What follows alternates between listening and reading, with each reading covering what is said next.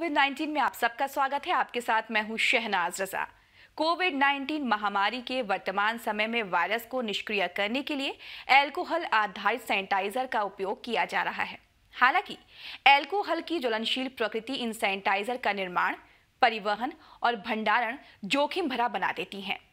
इस समस्या से निपटने के लिए जैव प्रौद्योगिकी विभाग और जैव प्रौद्योगिकी उद्योग अनुसंधान सहायता परिषद यानी कि डीबीटी बायरेक द्वारा एक गैर मादक जलीय कोलॉइडल सिल्वर सॉल्यूशन को समर्थन प्रदान किया जा रहा है, जो कि अल्कोहल आधारित सैनिटाइजर की तरह ही प्रभावी है। वी इनोवेट बायो सॉल्यूशंस ने नैनो एजी साइट तकनीक का इस्तेमाल करते हुए इस सॉल्यूशन को विकसित किया है, जिससे हाथ या सतह को कीटाणु रहित किया जा सकता है। दरअसल चांदी के नैनो कणों के एंटीवायरल गुणों के वजह से ये सॉल्यूशन कोरोना वायरस सहित विभिन्न वायरस के खिलाफ प्रभावी हो सकता है। चांदी के नैनो कण आरएनए प्रतिकृति को अवरुद्ध करके वायरस को निष्क्रिय कर देते हैं और इस तरह वायरस के गुणन पर भी अंकुश लग जाता है। नव विकसित ये सॉल्यूशन सुरक्षित और गैर ज्वलनशील है तथा सभी प्रकार की सतहों पर इस्तेमाल किया जा सकता है और लंबे समय तक सतह पर यह प्रभावी भी रहता है। कोलॉइडल सिल्वर सॉल्यूशन बनाने की प्रक्रिया के लिए पेटेंट फाइल की जा चुकी है, जबकि हैंड सैनिटाइजर और कीटाणुनाशक के तौर पर इसके उपयोग को लेकर एक टेस्ट लाइसेंस दिया गया है। कीटाणु शोधन की वर्तमान मांग को पूरा करने के लिए स्टार्टअप ने 200 लीटर या इससे अधिक कोलॉइडल सिल्वर सॉल्यूशन के निर्माण का लक्ष्य तय कर रखा है।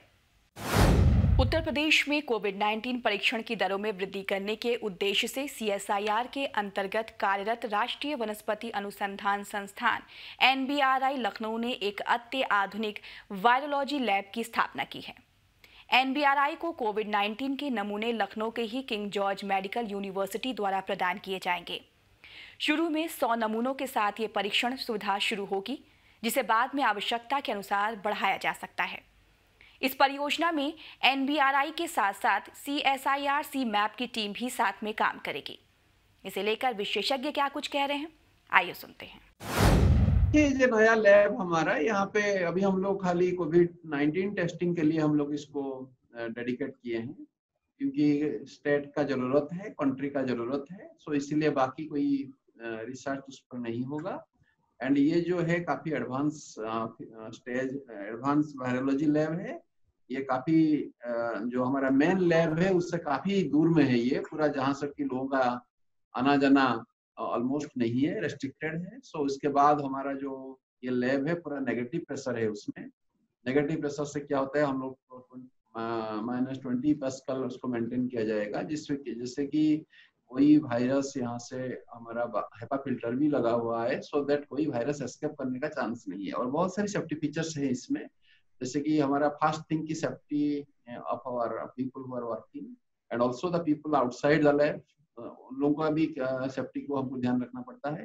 तो इसके देखते हुए हमारा इसमें नेगेटिव प्रेशर भी है, दूर में है, और सभी फीचर्स जो है बायोसेफ्टी लैब का उसमें 3 लेवल का हम लोग का पास मेंटेन किए हैं। कोविड-19 के संभावित उपचार से संबंधित कई प्रस्ताव आयुष मंत्रालय को प्राप्त हो रहे हैं। इस संबंध में मंत्रालय ने एक अधिसूचना जारी की है, जिसके माध्यम से यह निर्दिष्ट किया गया है कि कोविड-19 की रोकथाम का प्रबंधन पर आयुर्वेद, यूनानी, सिद्ध या होम्योपैथी निर्माण के उपयोग पर वैज्ञानिक प्रमाण होना चाहिए। इन उपचारों की प्रभावशीलता पर अनुसंधान करने के लिए आयुष मंत्रालय ने संगठनों को कुछ शर्तों का पालन करने के लिए कहा है।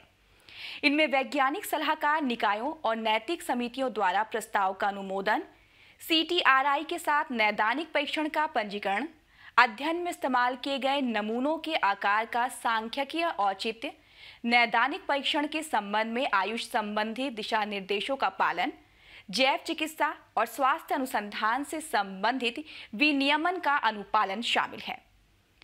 इन सब के अलावा अच्छी नैदानिक प्रथाओं, ICMR द्वारा प्रकाशित मानव भागीदारी पर बायोमेडिकल और स्वास्थ्य अनुसंधान के लिए राष्ट्रीय नैतिक दिशा निर्देश का अनुपालन और अध्ययन दल में कम से कम एक प्रमाणित आयुष चिकित्सक की उपस्थिति भी अनिवार्य की गई है। आयुष मंत्रालय ने प्रत्येक संगठन के लिए अनुसंधान में लगने वाले समय और शोध के परिणाम के अनुसार अनुसंधान के घटनाक्रम के बारे में उन्हें बताना अनिवार्य कर दिया है। आज के इस अंक में बस इतना ही। बुलेटिन कोविड-19 के अगले अंक में हम फिर हाजिर होंगे। तब तक के लिए आप अपना ख्याल रखिए। नमस्कार।